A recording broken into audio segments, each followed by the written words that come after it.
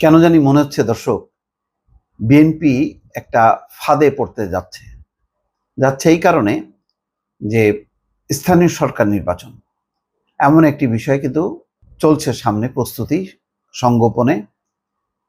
এবং এটার ব্যাপারে অনেকগুলো রাজনৈতিক দল তারা মনে করে যে কোনো রাজনৈতিক সরকার আসার আগে এখন যদি নির্বাচন হয় তাহলে তারা একটা অবস্থা তৈরি করতে পারবে। এটা জামাতের জন্য দরকার, নতুন রাজনৈতিক দলের জন্য দরকার, অন্যান্য রাজনৈতিক দলের জন্যও দরকার। আর বিএনপি মনে করছে যদি এখনই স্থানীয় সরকার নির্বাচন হয় তাহলে তাদের মধ্যেই একটা গোলমাল শুরু হয়ে যাবে, একই জায়গায় একাধিক প্রার্থী।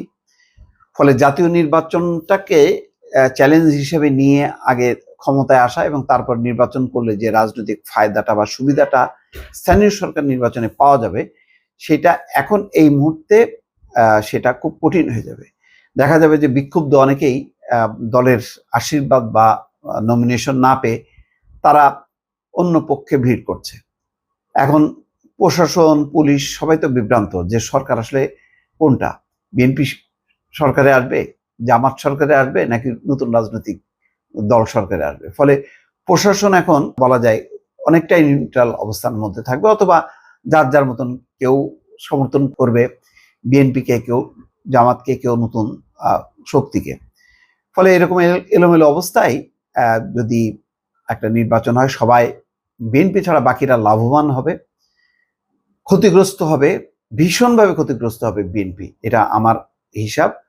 এই কারণে যে ক্ষমতায় থেকে স্থানীয় সরকার নির্বাচনের যে সুবিধা, ক্ষমতার বাইরে থেকে সেই সুবিধাটা অনেকটা কমে যাবে। এখন প্রশ্ন হচ্ছে যে তাহলে কি একটা নিরপেক্ষ নির্বাচন অনুষ্ঠিত হবে? না, সেটাও হবে না। তখন যেটা হবে, একটা বিচ্ছিন্ন একটা অবস্থা হবে, যে যার প্রভাব দিয়ে সে তার আসনগুলো দখল করার চেষ্টা করবে। প্রশাসন, পুলিশ প্রভাবিত হবে, কেননা এখন পর্যন্ত পুলিশ প্রশাসন তাদের যে নিউট্রাল থাকার যে মরালিটি, সেটা যেহেতু তারা অর্জন করতে পারেনি, ফলে এখন তারাও একটা তছনছ অবস্থায়। মানে কেউ ছুটবে বিএনপির পিছনে, কেউ জামাতের পিছনে, কেউ ছুটবে হচ্ছে নতুন রাজনৈতিক শক্তির পিছনে। তো এই কারণেই বলছি যে একটা বড় ধরনের একটা বিপদ সামনে আসছে। এবং রুহুল কবির রিজভী সহ অনেকেই কিন্তু এখন মন্তব্য করেছেন। যেমন তিনি আজকে একটা দেখলাম যে অনুষ্ঠানে কুমিল্লার মেঘনায় সেখানে প্রশ্ন তুলেছেন যে সংসদের আগে স্থানীয় সরকার নির্বাচনের অনুষ্ঠানের কারণটা কি, এই প্রশ্নটা তিনি তুলেছেন।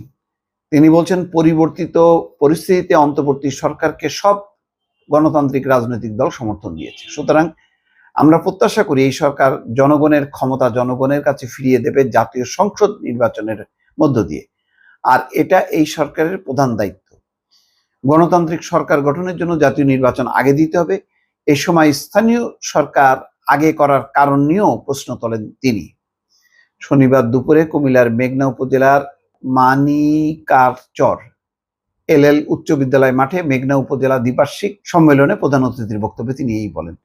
একথা বলেন। অন্তর্বর্তী সরকারকে উদ্দেশ্য করে তিনি বলছেন, যারা গণতন্ত্রের জন্য আন্দোলন করেছে, যাদের দমন পীড়ন করেছেন শেখ হাসিনা, তাদের প্রতি কি বিশ্বাস নেই? কারণ প্রথম দায়িত্ব হচ্ছে গণতান্ত্রিক সরকার গঠন করা। এই সরকারের উচিত গণতন্ত্র এবং সংস্কারকে চলমান রাখার জন্য জাতীয় নির্বাচনের মাধ্যমে ক্ষমতা জনগণের কাছে ফিরিয়ে দেওয়া। আসলে এখন সবাই হিসাব করছে যার যার মতন করে, যে সবাই দল ভারী করার চেষ্টা করছে, সংগঠন গোছানোর চেষ্টা করছে, এবং জাতীয় নির্বাচনের আগে তারা তাদের একটা অবস্থা তৈরি করতে চাচ্ছে। সেই ক্ষেত্রে স্থানীয় সরকারের নির্বাচন হচ্ছে এখন প্রধান অবলম্বন বা টার্গেট। ফলে আদৌ জাতীয় নির্বাচন আগে হবে কিনা এটা আমার যথেষ্ট সন্দেহ আছে।